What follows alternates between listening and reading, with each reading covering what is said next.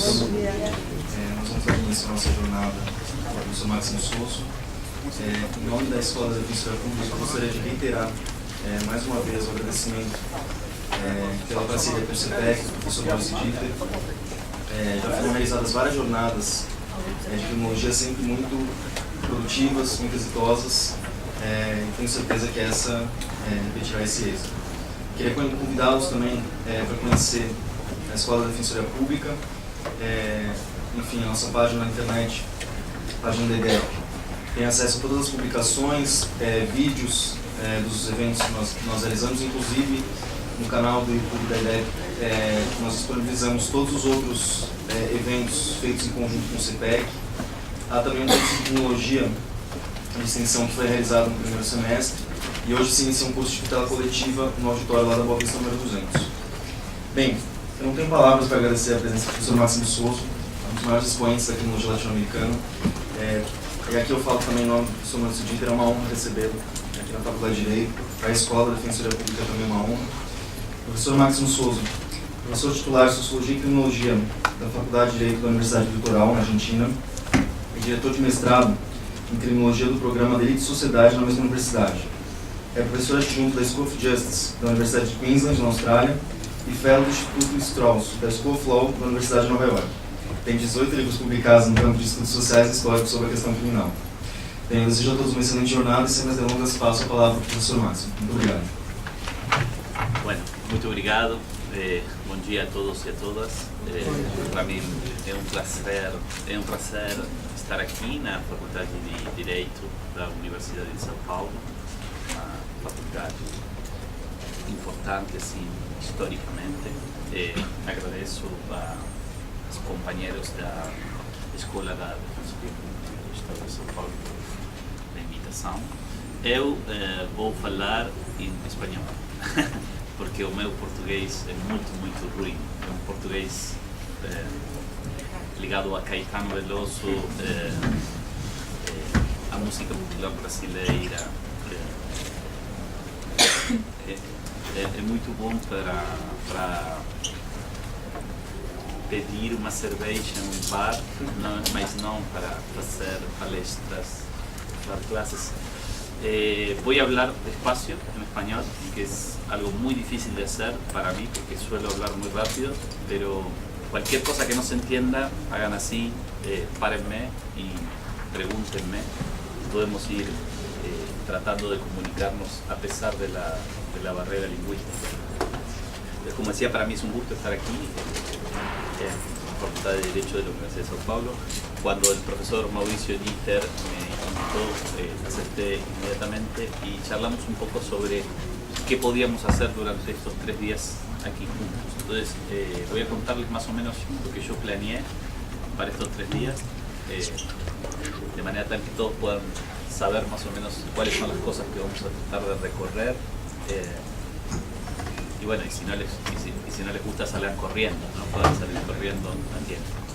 La idea de la primera jornada del día de hoy es trabajar sobre el problema de la construcción de una criminología en América Latina, la relación entre el pensamiento del norte global y las realidades y el pensamiento del sur global, pensando en particular en el escenario de América Latina. Vamos a discutir un poco en profundidad esta relación entre norte y sur en relación con la historia del pensamiento criminológico en América Latina. Por lo tanto, el día de hoy va a ser un día bastante ligado a la teoría, o a los debates sobre la teoría en este campo que llamamos criminología, y en particular a las posibilidades de que la teoría viaje a través de las fronteras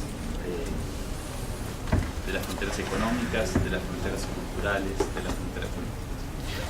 En el segundo día, en el día de mañana, nos vamos a dedicar al giro punitivo en América Latina. Estando en Brasil y estando en el estado de São Paulo, que es, como ustedes saben, el campeón del encarcelamiento en América Latina, el estado que singularmente más encarcela en Brasil, en el país que encarcela más en América Latina,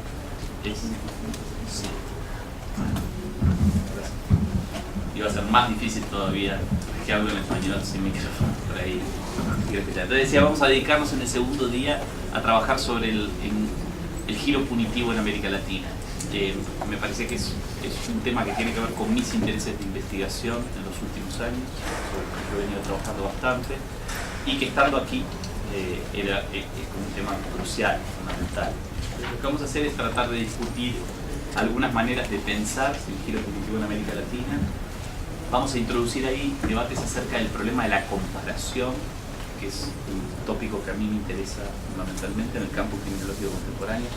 Cómo hacer comparación, cómo hacemos comparación, qué distancia hay entre la manera en la que deberíamos hacerlo y la manera en la que lo hacemos. También vamos a rediscutir ahí la relación entre norte y sur, cómo viajan argumentos y conceptos para pensar en particular el giro punitivo entre el norte y el sur y los problemas que eso implica.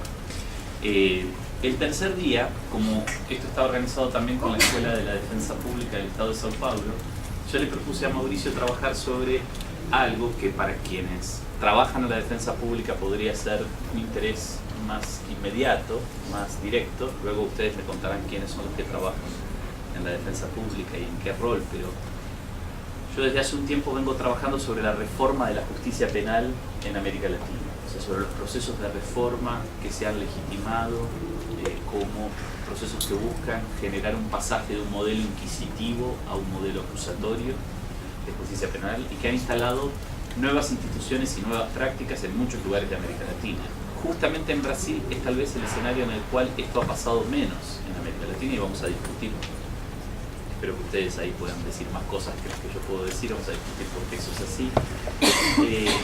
Pero en particular yo vengo haciendo investigación empírica sobre esas realidades de la justicia penal reformada o de la nueva justicia penal en torno a algunos tópicos que son de particular interés. Por un lado, la difusión de el procedimiento abreviado, o para decirlo en términos más generales, de mecanismos de evitamiento del juicio en los procesos penales en América Latina. Y centralmente voy a tratar de trabajar sobre ese ejemplo, que es un ejemplo verdaderamente, extraordinariamente importante de lo que está pasando hoy en la justicia penal. Aunque también voy a hacer algunas referencias a otras dinámicas de esa nueva justicia penal con respecto a las medidas cautelares o a, sobre todo, la búsqueda de construcción de alternativas a la prisión preventiva. Dos tópicos en los cuales también voy a hablar de la defensa pública, porque en mis investigaciones empíricas yo he trabajado mucho con defensores públicos trabajando en esa nueva justicia penal, entonces me parecía que esto era bastante pertinente para el hecho de estar haciendo un curso aquí junto con la defensa pública. Pero además también voy a discutir ahí el mismo tópico que vamos a empezar a discutir hoy teóricamente, que es esta relación entre el norte y el sur, a partir de los debates sobre cómo interpretar las reformas de la justicia penal en América Latina en torno al concepto de americanización, ¿no? De transformación de la justicia penal siguiendo los patrones de la justicia en Estados Unidos o no. Voy a tratar ahí de introducir de vuelta la relación, si se quiere, entre el norte y el sur, entre el centro y la periferia, ya no tanto en el pensamiento criminológico, sino en las prácticas, en las instituciones penales. Entonces ese sería un poco el recorrido. Tratar de en estos 3 días focalizarnos en 3 cosas que son parcialmente distintas, pero que al mismo tiempo tienen un hilo conductor que está presente en los 3 momentos. Yo les pediría, si podemos hacerlo, brevemente que ustedes se presenten. No sé si lo estilan hacer aquí. Lo estilan, sí. Y si no lo estilan, no importa. Podemos empezar por ahí. Digan quién son y qué hacen, ¿no? Lo que sea, si son estudiantes de la Facultad de Derecho o son defensores o trabajan para una defensa pública. Compañero. Bom dia, me chamo Renato, eu sou doutorando em Tecnologia aqui da Faculdade de Direito da Universidade de São Paulo. Eu sou Murilo, eu curso a graduação em Direito aqui na Universidade e faço parte do CPEC, que é o Grupo de Estudos de Ciências Criminais. Eu sou Beatriz, sou estudante da graduação do terceiro ano. Sou Alexandre, eu sou mestrando em Sociologia da Punição na FUVEST. mestrando no departamento de Sociologia. Bom dia, meu nome é Raul, eu sou defensor público e mestrando aqui na criminologia também. Cualquiera, el que quiera ir hablando. Meu nome é Danilo, sou bacharel em Direito pelo Mackenzie, pós-graduando pela mesma faculdade. Bom dia, meu nome é Lucas, eu sou estudante de graduação pelo Mackenzie. Meu nome é Júlia, sou mestre em Direito pela UERJ e advogada em Meu nome é Si pueden hablar un poco más alto, mejor, porque además soy medio sordo. Meu nome é Carolina, eu sou graduanda em Direito pela Universidade Federal de Minas Gerais. Meu nome é Ana Carolina, sou defensora pública e mestrando em Direito na PUC, Direito Penal. Meu nome é Teolindo, pós-graduado em Direito Penal, Processo Penal e diploma na área penal.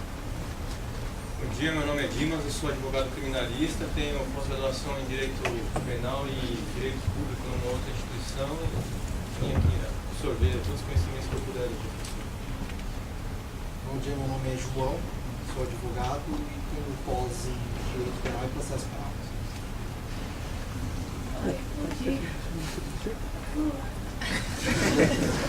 Advogado, pós-graduando em criminologia. Bom dia, eu sou Lucas, sou defensor público em São Paulo e mestre em ciência jurídica. Bom dia, meu nome é Maurício, estou cursando graduação no terceiro ano. Bom dia, meu nome é Renata e sou bacharel em Direito. Bom dia a todos, meu nome é Jennifer, eu estou no último ano, na graduação em Direito. Bom dia, meu nome é Camires, eu sou doutora em Ciência Política e professora. Oi, bom dia, sou Lesna Bravo, sou mexicana, doutoranda na Federal de Paraná, doutoranda em Sociologia, trabalho em marketing e represento por ser professora. Bom dia, sou o William, no terceiro ano de Direito. Meu nome é Igor, sou graduando em Direito do quarto ano. Meu nome é Isabel, sou defensora pública aqui em São Paulo, na área criminal, e doutoranda em Direito Internacional e Direitos Humanos. Meu nome é Pedro, sou advogado em Campo Mourão e estou fazendo especialização no Instituto de Criminologia e Política Criminal em Curitiba. Meu nome é Vitor, sou delegado de polícia no Paraná e também estou fazendo pós-graduação no Instituto de Criminologia e Política Criminal. Companheiros, olá. Bom dia, meu nome é Alexandre Fernandes, sou advogado, está Rio de Janeiro, pós-graduando pelo ICPC. Bom dia a todos, eu sou Isabela, sou pós-graduanda em Criminologia. Bom dia, meu nome é Luana, sou advogada criminalista e mestrando na UFRJ. Bom dia, meu nome é Pedro, eu sou advogado e especialista em Direito Criminal. Bom dia, meu nome é Mário, eu sou advogado e também faço pós-graduação no CPC Rio. Bom dia, meu nome é Bruno, sou advogado e sou pós-graduando em Direito Penal e Processo Penal. Bom dia, meu nome é Lucas, estou cursando o quarto ano aqui da faculdade, eu faço iniciação científica aqui na área de política criminal.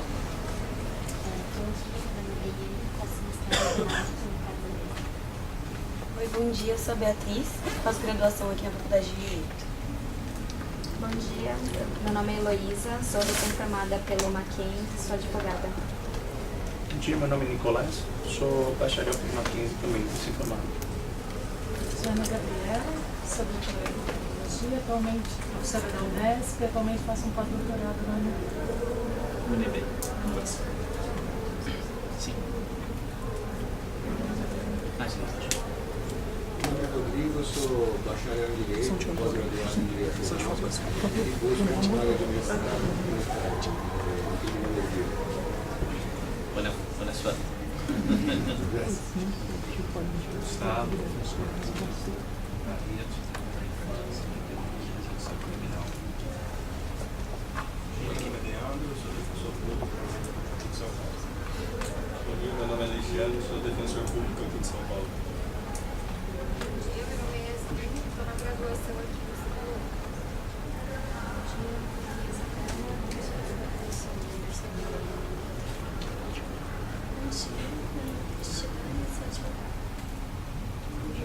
lecionando a graduação.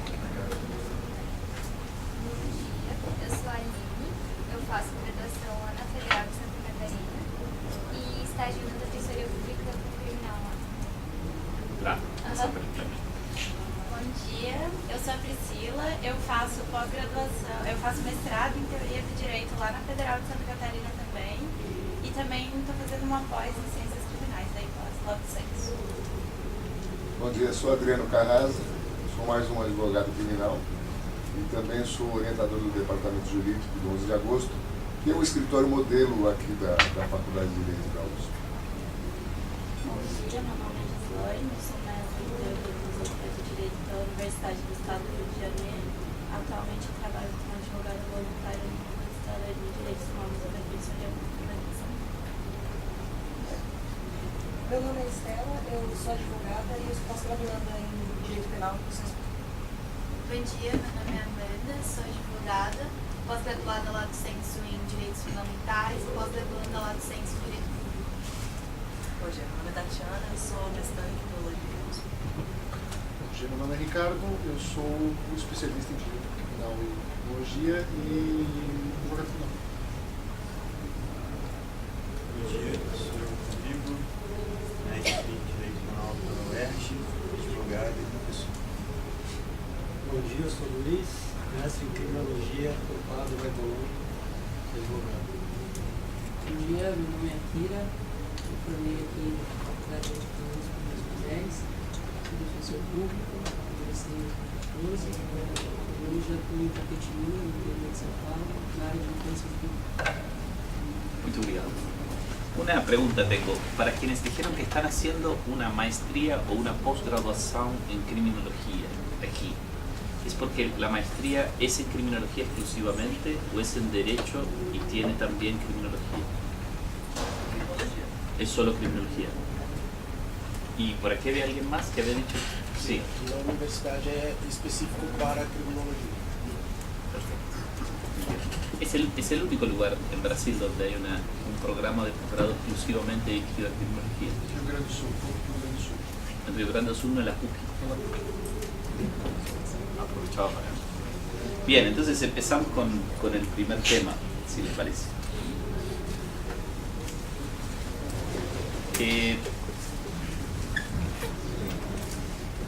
Bien. Mi primer punto en este tema más general, que tiene que ver con esto de recorrer de algún modo la historia del pensamiento criminológico en América Latina, tiene que ver con discutir en primer lugar a qué llamamos criminología, que parecería ser una cosa muy simple, muy autoevidente, sobre todo teniendo estudiantes que están haciendo programas de posgrado en algo llamado criminología, pero que me parece que resulta muy importante especialmente en América Latina, aunque no solamente en América Latina. Ustedes saben que la palabra criminología es... ¿Voy muy rápido? ¿No? La palabra criminología es una palabra que se inventó más o menos... Tú no digas que no, porque claro, puedes hablar en español seguro. Entonces es una palabra reciente, ¿no? Digamos, grosso modo podríamos decir que es una palabra que empezó a circular en las lenguas latinas de Europa en el último cuarto del siglo XIX. El primer libro que fue publicado con la palabra criminología en su título se publicó en 1885 y es el libro de Rafael Garófalo, Criminología. Voy a volver sobre este libro, que de algún modo parte de la incomodidad que muchas personas tienen con la palabra criminología, muchas personas que hacen investigación social sobre el delito y el control del delito, nace justamente de tener esos precedentes, tener esos antecedentes. Esa palabra criminología nació en el último cuarto del siglo XIX en las manos de intelectuales como Rafael Garófalo con el objetivo de diseñar, de designar una nueva disciplina científica. Una disciplina científica que tenía que tener un objeto y un método, ¿no? Ese objeto era, hacia la década de 1880, el hombre delincuente. Ese objeto que había sido inicialmente, digámoslo así, inventado en el trabajo de Cesare Lombroso, famoso intelectual italiano, que en 1876 publicó precisamente su libro L'uomo delincuente, el hombre delincuente. ese objeto, el hombre delincuente, no nace efectivamente en las manos del trabajo de Cesare Lombroso en 1876, sino que tiene una larga historia. En realidad hay toda una serie de elaboraciones intelectuales sobre el sujeto que comete un delito que van generando la idea del sujeto que comete delito como un sujeto especial, como un sujeto que forma parte de la familia de la normalidad, ¿no? En realidad Lombroso en este punto es tanto un gran innovador como un receptor de una serie de esfuerzos intelectuales que se venían dando especialmente en el campo de la medicina aproximadamente desde los años 1820 en adelante, cuando distintos intelectuales del campo de la medicina, especialmente dedicados al problema de la locura, se habían encontrado en el curso de sus investigaciones con individuos que, siendo locos, habían cometido crímenes, e individuos que, habiendo cometido crímenes, no eran locos ni parecían, pero deberían haberlo estado por la naturaleza de su crimen, ¿no?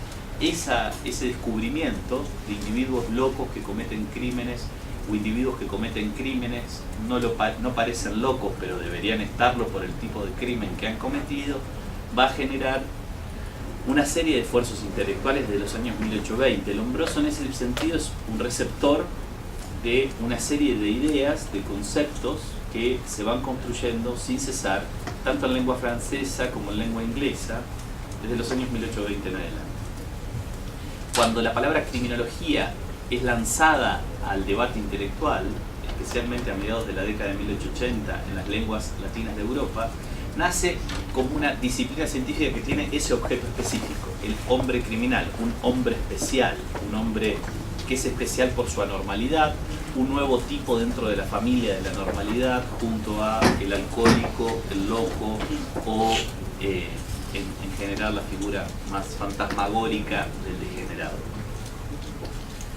El segundo componente fundamental en el nacimiento de la palabra criminología es la reivindicación de la existencia de un método científico que es capaz de dar cuenta de la verdad de ese objeto llamado el hombre del mundo.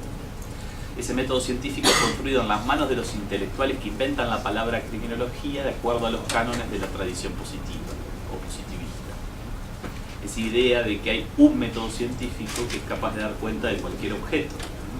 Ese método científico está compuesto por una serie de principios y de reglas que cualquier intelectual que pretenda construir la verdad sobre cualquier objeto debe seguir a los fines de producir verdad, asegurar verdad sobre ese objeto.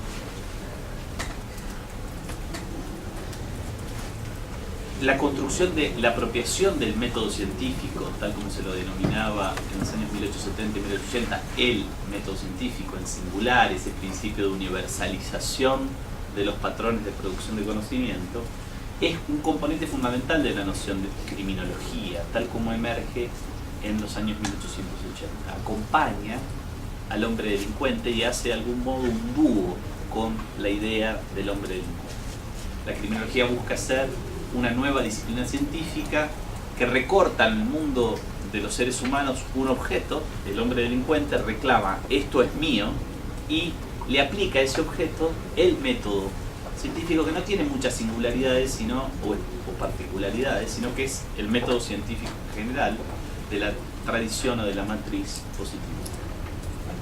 Esta forma de definir la palabra criminología ha acompañado a la palabra criminología hasta tiempos muy recientes. De hecho, todavía es muy frecuente encontrar, por ejemplo, en los manuales de derecho penal o en los tratados de derecho penal, referencias a la criminología que se amoldan bastante a estos dos componentes, ¿no? La criminología es una disciplina científica que aplica principios y reglas de producción de verdad típicas del conocimiento científico a un objeto particular. Lo que puede pasar hoy es que si uno abre un tratado de derecho penal o un manual de derecho penal de los que usamos estudiantes para estudiar en una carrera de grado de una facultad de derecho o incluso para estudiar en una carrera de posgrado de una facultad de derecho, la referencia al hombre delincuente está licuada, ¿no? Es difícil que encontremos hoy en esos textos una referencia a un objeto llamado el hombre delincuente, ¿no? Esa carga lombrosiana de la década de 1870 y 1880 parece haberse evaporado.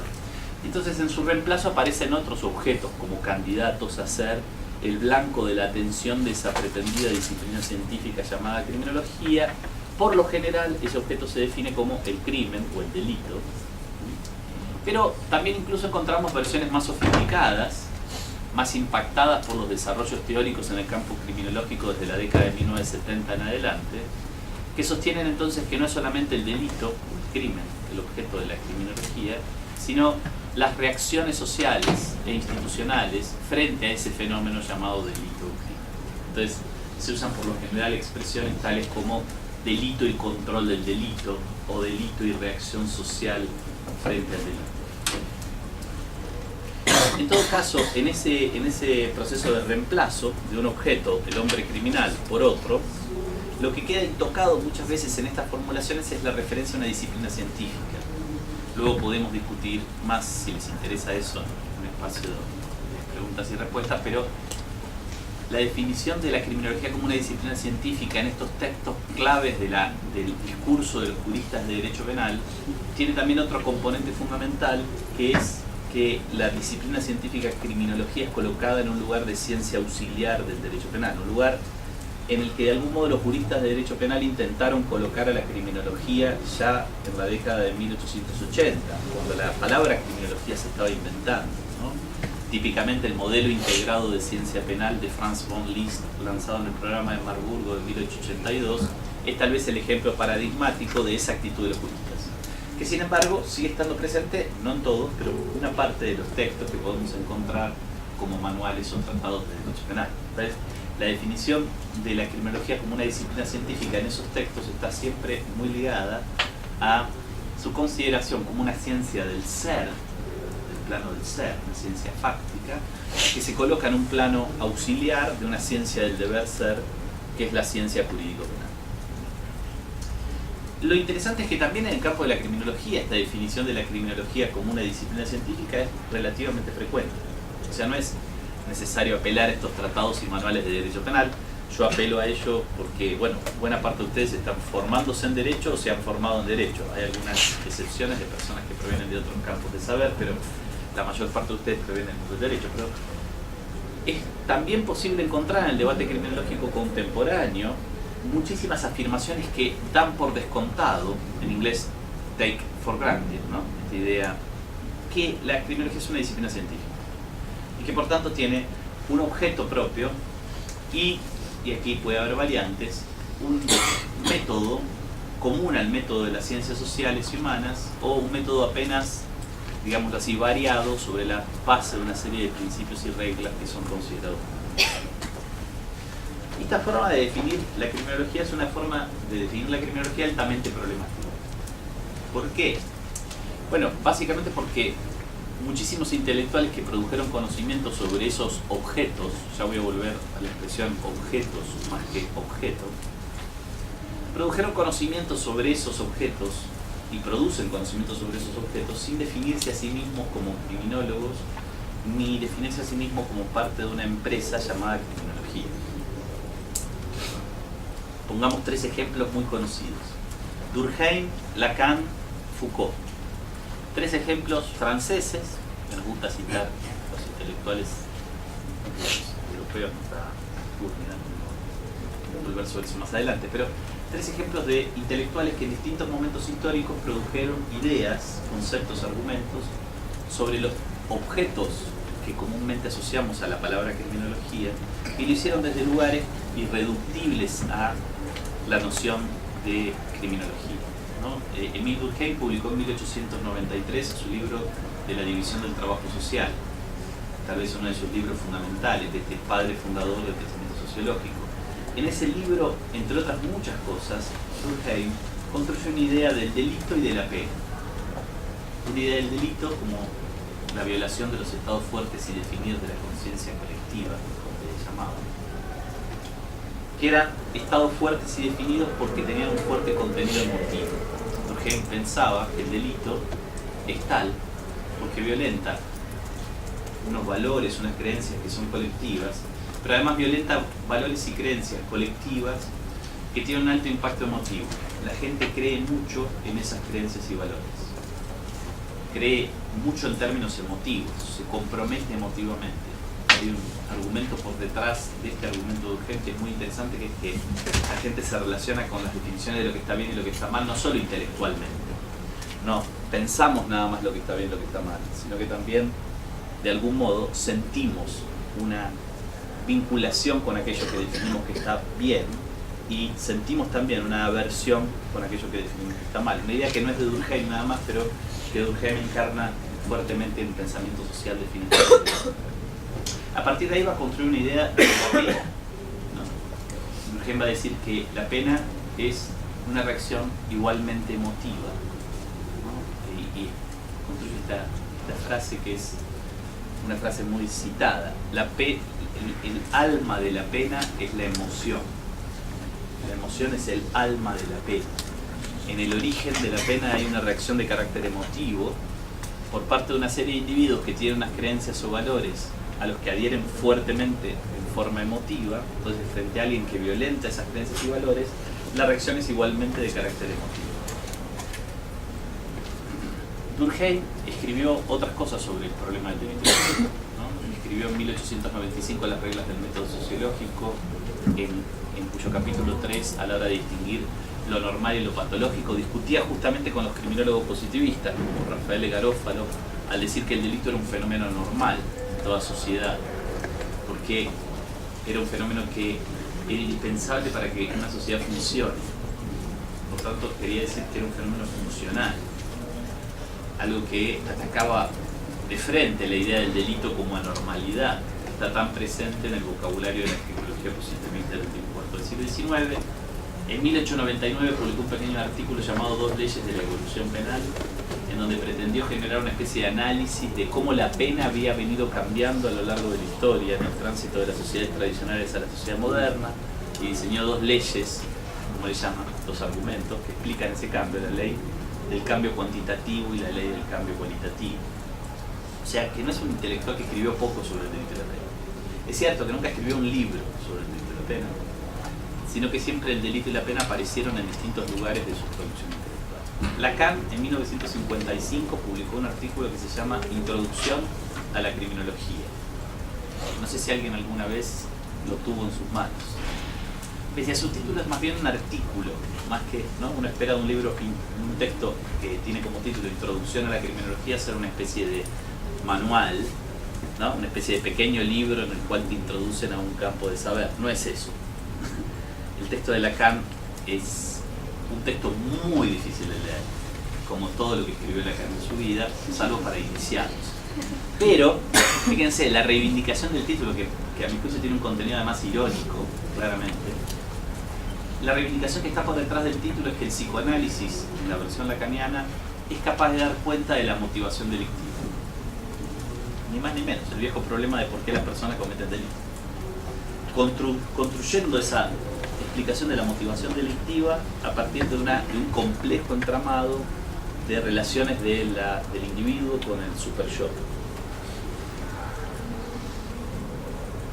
Lacan en realidad tampoco es completamente innovador. Ya antes que él, muchos otros autores de la tradición del psicoanálisis habían escrito sobre el delito, pero en forma más incidental, de vuelta al estilo de Durkheim, incluyendo el problema del delito en el marco de otros textos y refiriéndose en realidad en esos textos a otros problemas, pero usando el problema del delito como algo vinculado a esos otros problemas de los que los textos querían particularmente hablar. Pensemos en Tótem y Tabú, de 1921, de Sigmund Freud, o El delito y el juez, de Alexander Stout, un libro extraordinario, digamos, de psicoanálisis del delito, pero también psicoanálisis de la justicia penal, si pudiéramos usar estas expresiones, publicado en 1919.